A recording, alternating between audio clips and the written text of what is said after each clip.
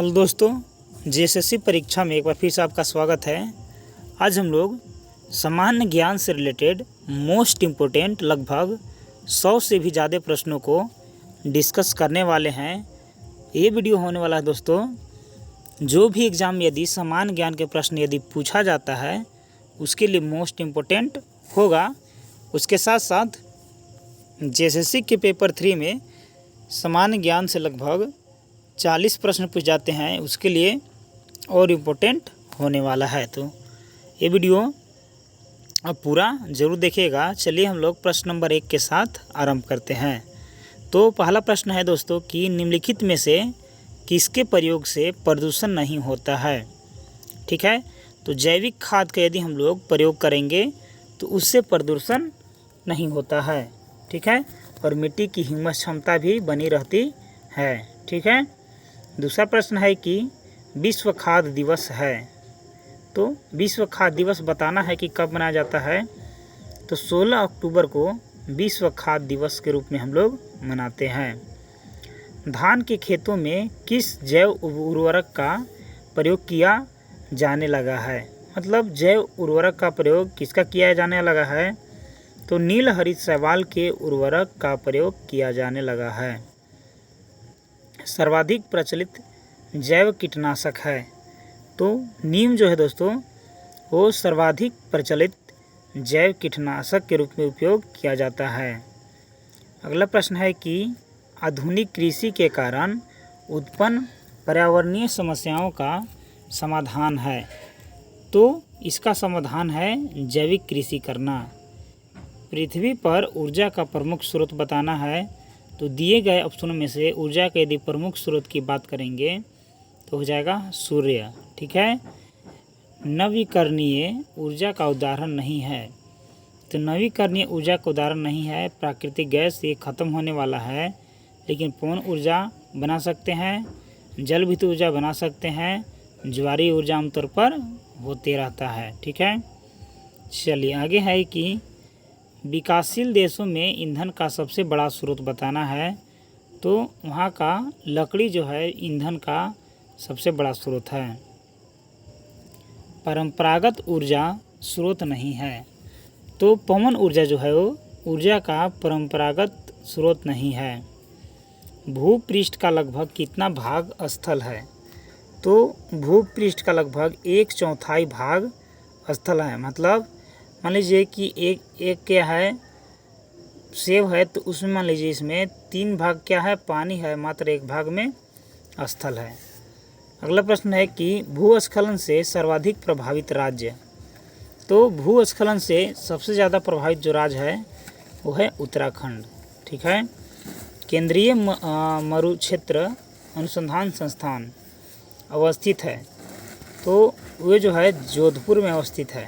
ठीक है, चलिए आगे देखते हैं। अगला प्रश्न है यहाँ से कि ऊर्जा संसाधन खाली स्थान को भी कहते हैं, तो ऊर्जा संसाधन शक्ति संसाधन को कहते हैं। ठीक है, अगला प्रश्न है कि नवीकरणीय ऊर्जा संसाधन बताना है, तो दिए गए ऑप्शन में से जो पवन जो है वो नवीकरणीय ऊर्जा का स्रोत है।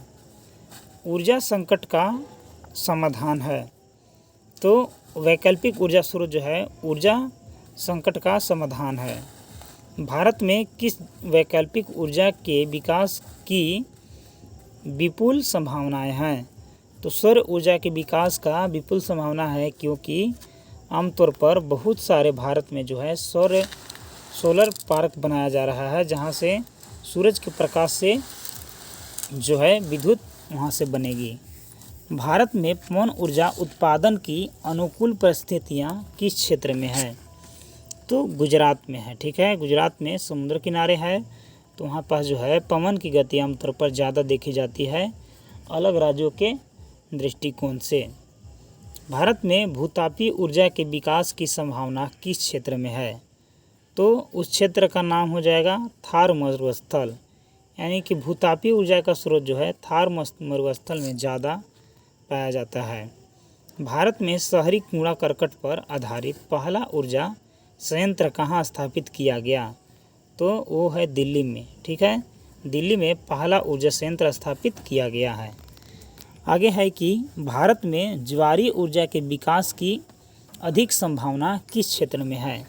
तो ज्वारीय ऊर्जा की बात करेंगे तो है खंभात की खाड़ी वाला क्षेत्र में।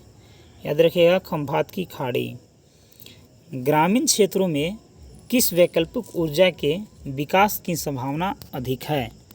तो वो जो है दोस्तों बायोगैस के विकास के क्षेत्र में। पर्वतीय क्षेत्रों में वन विनाश से कौन सा प्रकोप बढ़ा है। तो भूस्खलन जो है वन विनाश से ज़्यादा बढ़ा है। ठीक है, वन का यदि विनाश नहीं करेंगे तो भूस्खलन में भी क्या है, पेड़ पौधा के जड़ जो है वो जड़ को क्या करता है, मिट्टी को एक जगह रोक करके बरकरार रखता है जड़, उसको भूस्खलन नहीं होने देता है। लेकिन चूंकि पेड़ पौधा ही गायब हो रहा है तो धीरे धीरे भूस्खलन ज़्यादा देखे जा रहा है। ज़्यादा जहाँ पास घास की पट्टी उगाई जाती है वहाँ पास भूस्खलन नहीं होता है, लेकिन यदि घास खत्म हो जाएगा तो भूस्खलन वहाँ पास देखा जाता है। अगला प्रश्न है कि मरुस्थलीकरण की प्रक्रिया में सम्मिलित है। तो जो दिए गए ऑप्शन है जैसे बालू का फैलाव, मृदा का जैविक तत्वों का अभाव और जल अभाव, यानी कि ये सभी हैं।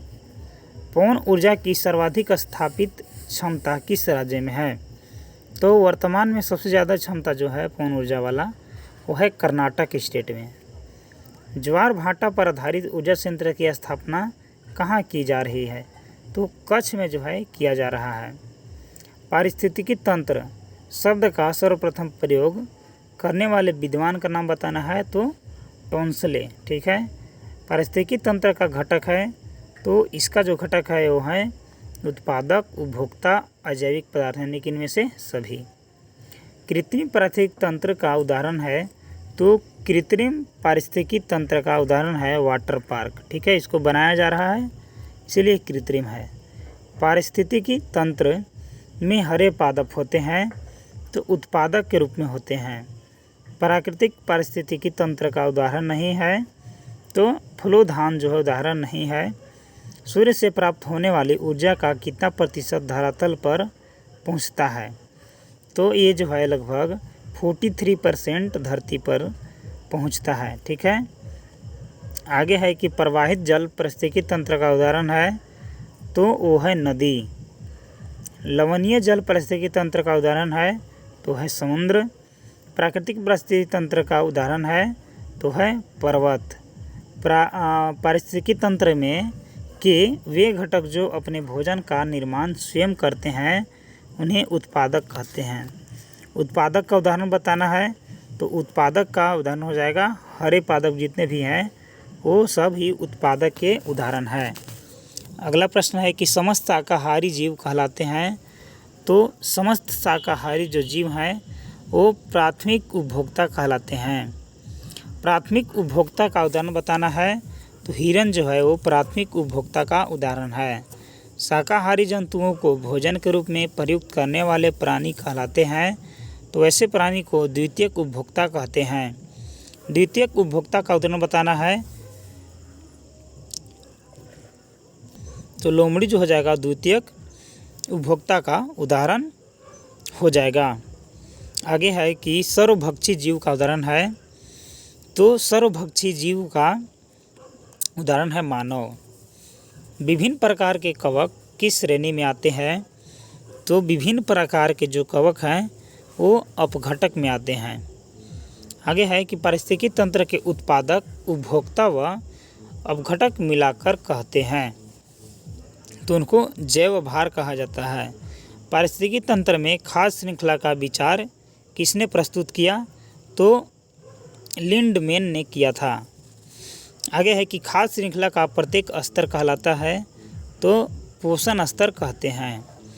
एक से अधिक खाद्य श्रृंखला के परस्पर संबंध समृद्ध होने को कहते हैं तो खाद्य जाल उन्हें कहा जाता है। पारिस्थितिकी पिरामिड सामान्यतः कितने प्रकार के होते हैं। तो 3 प्रकार के होते हैं। आगे है कि किस पारिस्थितिकी तंत्र में जैव भार पिरामिड उल्टा बनता है। तो है जलीय पारिस्थितिकी तंत्र में। पारिस्थितिकी तंत्र में ऊर्जा का प्रवेश, रूपांतरण तथा विसरण किन नियमों के अनुसार होता है। तो ऊष्मागतिकी के नियम से होता है। भारत में सर्वाधिक भाग पर विस्तृत वन कौन सा है? तो भारत में सर्वाधिक भाग पर जो विस्तृत वन है वो है उष्णकटिबंधीय मानसून वन। अगला प्रश्न है कि उष्णकटिबंधीय मानसूनी वन का वृक्ष नहीं है। तो चीड़ जो है उसका वृक्ष नहीं है। ताज़ा जलीय पारिस्थितिकी तंत्र का उदाहरण है तालाब। अगला प्रश्न है कि तालाब का तटवर्ती भाग कहलाता है। तो कहलाता है बेलांचली कटिबंध। घास स्थलीय पारिस्थितिकी तंत्र का उदाहरण है तो वो है दोस्तों प्रेयरी। और उष्ण मरुस्थल पारिस्थितिकी तंत्र का उदाहरण है तो है सहारा। चलिए फटाफट से आगे बढ़ते हैं। तो आगे है कि थार मरुस्थल पारिस्थितिकी तंत्र का घटक है। तो वो जो घटक है वो है गोंडावन। किसी काल या प्रदेश विशेष की समस्त वनस्पति को कहते हैं तो वनस्पति जात उनको कहते हैं। उष्णकटिबंधीय मानसूनी वनों को कहा जाता है तो पतझड़ वन कहा जाता है। वन पारिस्थितिकी तंत्र का जैविक घटक है तो नीलगाय जो है जैविक घटक है। अगला प्रश्न है कि साल, सागौन, बांस आदि वृक्ष वन पारिस्थितिकी तंत्र के कौन से घटक हैं? तो उत्पादक घटक हैं। थार किस पारिस्थितिकी तंत्र का उदाहरण है? तो मरुस्थल का उदाहरण है। एस्चुरी किस पारिस्थितिकी तंत्र का उदाहरण है? तो जलीय का उदाहरण है। कमल जलीय पारिस्थितिकी तंत्र का कौन सा घटक है? तो उत्पादक घटक है। और तालाब की सतह से नीचे का वह भाग जहाँ तक सूर्य का प्रकाश पहुँचता है उसे क्या कहते हैं? तो उन्हें सरोवरी कटिबंध कहा जाता है। तालाब पारिस्थितिकी तंत्र में बड़ी मछलियाँ किस श्रेणी में आती हैं? तो तृतीयक उपभोक्ता में आते हैं। तालाब पारिस्थितिकी तंत्र में उत्पादक हैं तो पादप जो है प्लावक उत्पादक हैं। अगला प्रश्न है यहाँ से कि घास स्थल पारिस्थितिकी तंत्र में मुख्य उत्पादक हैं तो जो है घास ही हैं। चलिए अगला प्रश्न है यहाँ से कि प्रेयरी घास स्थल की पोषक तत्वों से परिपूर्ण मिट्टी का नाम है। तो उसका नाम है चरनोजम। मरुस्थलीय मृदा में प्रायः किसका अभाव होता है? तो जैविक तत्व का अभाव होता है। थार मरुस्थल पारिस्थितिकी तंत्र का घटक नहीं है तो कमल जो है उसका घटक नहीं है। भारत में विश्व के कितने जैव भौगोलिक कटिबंधों के जीव जंतु पाए जाते हैं? तो 5 जो हैं वो पाए जाते हैं। पश्चिमी घाट के सघन वनों में अधिक पाए जाते हैं तो वृक्षवासी जीव पाए जाते हैं। पृथ्वी पर जीव जंतुओं की लगभग कितनी जातियां पाई जाती हैं? तो 50 लाख जातियां पाई जाती हैं। भारत किस प्राणी भौगोलिक प्रदेश के में सम्मिलित हैं? तो ओरिएंटल में सम्मिलित हैं। निम्न में से कौन सा क्षेत्र एक तप्त स्थल है? Hot spot. ठीक है, तो पश्चिमी घाट जो है हॉट स्पॉट है। आगे है कि घड़ियाल परियोजना से संबंध नहीं है तो यमुना नदी का संबंध नहीं है। गिर नेशनल पार्क किस राज्य में स्थित है? तो वो जो है गुजरात में स्थित है। समान प्रजाति के जीवों की विविधता को कहते हैं तो आनुवंशिकी विविधता कहते हैं। जैव विविधता का प्रकार नहीं है तो प्रादेशिक विविधता जैव विविधता का प्रकार नहीं है। आगे है कि जूडो, कराटे, कुंग-फू जैसी मार्शल आर्ट की प्रेरणा मूल रूप से कहाँ से मिली? तो वन प्राणियों से मूल रूप से मिली। वन प्राणियों की नीति कथाओं से संबंधित पुस्तक है तो पंचतंत्र संबंधित है। भारत के किस वनस्पति प्रदेश में नुकीली पत्ती वाले वन पाए जाते हैं? तो पश्चिमी हिमालय में पाए जाते हैं। पश्चिमी घाट के सघन सदावर वनों को कहते हैं तो वैसे वनों को शोला कहते हैं। आगे है कि जंगली याक किस प्राणी भौगोलिक प्रदेश का प्राणी है? तो हिमालय प्रदेश का।